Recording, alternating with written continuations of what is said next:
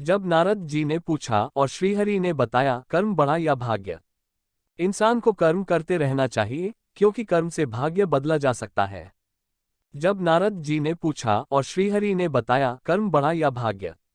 इस दुनिया में कर्म को मानने वाले लोग कहते हैं भाग्य कुछ नहीं होता, और भाग्यवादी लोग कहते हैं किस्मत में जो कुछ लिखा होगा वही होके रहेगा। यानी इंसान कर्म और भाग्य इन दो बिंदुओं की धुरी पर घूमता रहता है और एक दिन इस जग को अलविदा कहकर चला जाता है। भाग्य और कर्म को बेहतर से समझने के लिए पुराणों में एक कहानी का उल्लेख मिलता है।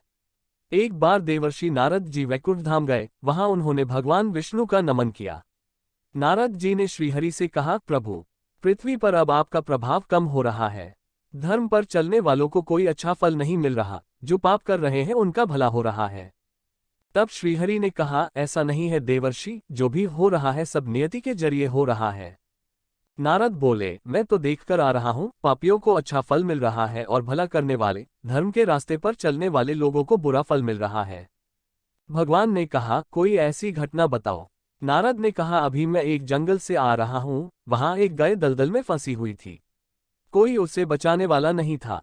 तभी एक चोर उधर से गुजरा, गाय को फंसा हुआ देखकर भी नहीं रुका, वह उस पर पैर रखकर दलदल लांघकर निकल गया। आगे जाकर चोर को सोने की मोहरों से भरी एक थैली मिली। थोड़ी देर बाद वहां से एक वृद्ध साधु गुजरा। उसने उस गाय को बचाने की पूरी कोशिश की, पूरे शरीर का जोर लगाकर उस गाय को बचा लिया, लेकिन मैंने देखा कि गाय को दलदल से निकालने के बाद वह साधु आगे गया तो एक गड्ढे में गिर गया। प्रभु, बताइए ये कौन सा न्याय है।